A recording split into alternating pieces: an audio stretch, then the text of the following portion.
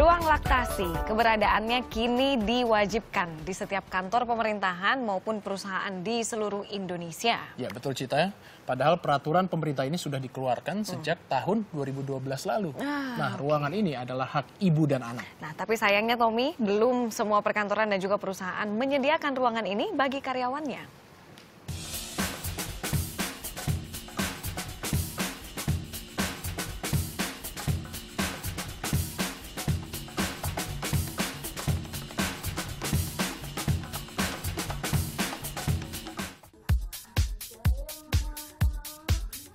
Tessa Anindita adalah wanita berkarir di salah satu badan usaha milik negara. Sebagai ibu dengan 2 orang anak, ia sangat mendukung program ASI eksklusif. Meski sibuk bekerja, memberi ASI eksklusif pada anak harus dilakukan. Banyak manfaat yang ia peroleh bersama buah hatinya. Menyusui itu merupakan satu fase yang sangat-sangat menyenangkan buat aku ya dalam memiliki anak. Itu satu momen yang emosional banget karena cuma aku ibunya yang bisa ngasih menyusui. Namun tak bisa dipungkiri, kesibukan bekerja menghambat jadwal pemerahan ASI Tessa.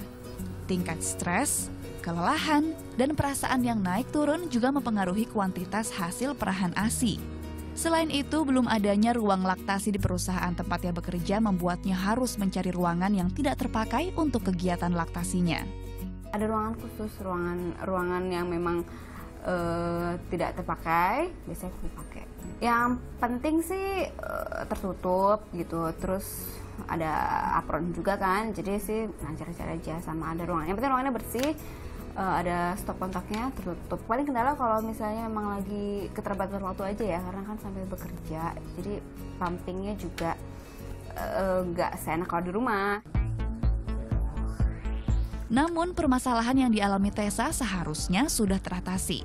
Sebab sejak tahun 2012, Kementerian Kesehatan sudah mengeluarkan peraturan pemerintah yang mengatur program ASI eksklusif.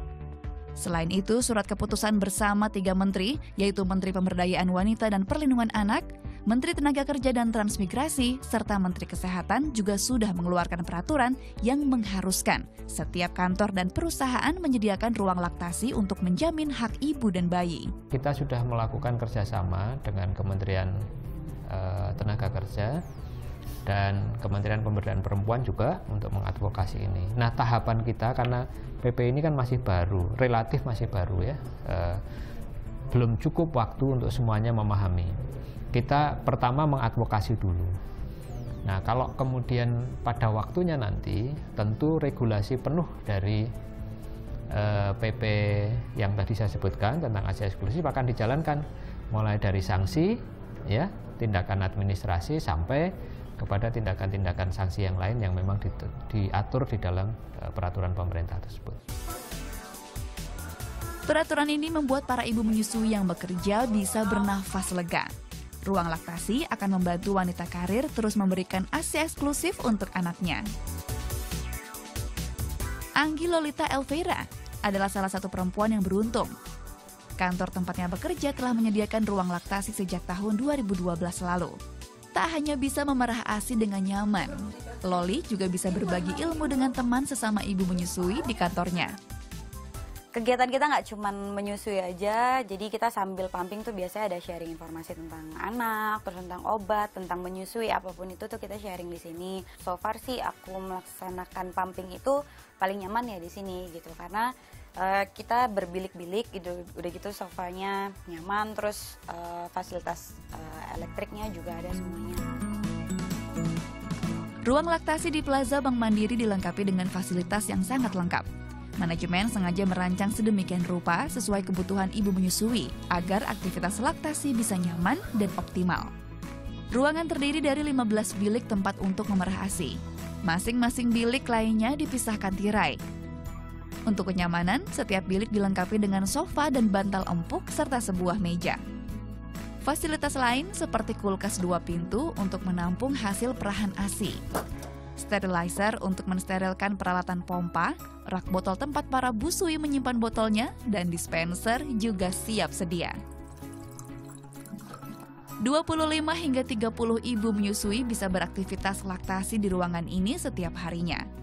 Memerah sekaligus bertukar informasi seputar kesehatan bayi kerap mereka lakukan. Menerapkan peraturan pemerintah tentang ruang laktasi jadi alasan didirikanlah ruangan khusus ini tahun 2012 lalu. Selain itu, kebutuhan internal BUMN juga mempengaruhi kebutuhan ini. Seiring bertambahnya jumlah karyawan wanita, jumlah ibu menyusui pun semakin bertambah. Nah, kita tahu kebutuhan pegawai kalau dia ingin tenang, itu pasti kita harus memenuhi kebutuhannya ya. Misalnya kalau untuk perempuan yaitu bagaimana memastikan perempuan itu bisa bekerja sementara keluarganya aman di rumah. Salah satunya adalah dengan mendirikan klinik laktasi. Kedengarannya nggak nyambung, tetapi sebenarnya kalau kita memperhatikan anak-anak pegawai dengan memberikan ASI eksklusif, maka beberapa tahun ke depan di antara anak-anak ini ada yang jadi pemimpin. Perusahaan lain yang juga sudah memiliki ruang laktasi adalah Indonesia Power. Ruang laktasi di sini berdiri tanggal 22 Desember 2012 silam. Inilah salah satu karyawati yang memperjuangkan pendirian ruang laktasi ini. Saya ngalamin sendiri gitu, pindah-pindah dari ruang rapat, ruang kosong gitu, numpang-numpang gitu kan, numpang ke atasan, dikunci dan sebagainya. Atasan saya laki waktu itu. Sampai akhirnya di kamar mandi. Kamar mandi terus makin crowded lah, berdua, bertiga gitu. Terus kita bilang kayaknya nggak bisa deh begini gitu. Dalam setahun 2 tahun ke depan pasti udah makin banyak kan perempuannya. Terus kita bikin proposal, ngajuin ke manajemen apa enggak gitu. Tapi waktu itu memang terlepas dari undang-undang yang memang ada, tapi memang ada kebutuhan yang sangat besar di internal gitu. Agar maksimal, ruang laktasi dilengkapi sofa, kulkas simpanan perahan ASI, dan televisi.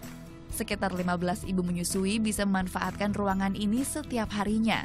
Dua perusahaan ini memang sudah menerapkan karena kepedulian terhadap hak anak dan ibu. Namun, tak dipungkiri, hingga saat ini masih banyak tempat kerja yang belum dilengkapi ruang laktasi. Padahal, bagi ibu bekerja, adanya ruangan khusus ini akan sangat membantu dalam produktivitas ASI mereka. Setiap tempat kerja mempunyai standar dan konsep sendiri untuk ruang laktasinya.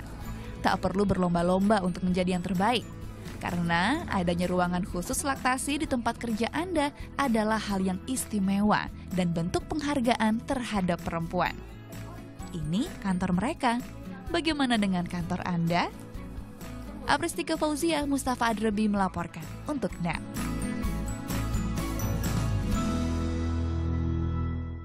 Nah, itu dia tantangan menyusui bagi wanita karir. Bukan soal stres pekerjaan saja mengganggu, tapi karena ada keterbatasan ruangan pada saat untuk memberikan ASI, ini juga menjadi masalah. Betul buat sekali. ibu-ibu menyusui. Nah, tapi ada satu lagi nih Tom, tantangan lain bagi ibu-ibu yang menyusui, yaitu soal busana menyusui. Kalau kita lihat kan tadi mereka pakai kayak shawl ya untuk menutupi gitu. Nah, untuk mempermudah ibu-ibu memerah ASI atau menyusui si buah hati ini, semakin mudah biasanya ada busananya. Karena mereka juga akan semakin nyaman untuk bekerja. Tidak stres ya? Iya, soalnya kalau stres malah ASI-nya jadi terhambat nah, ya Cita ya? itu dia. Ya, informasi soal ragam busana kerja khusus menyusui ini akan hadir esok tentunya hanya di NET 12. Betul.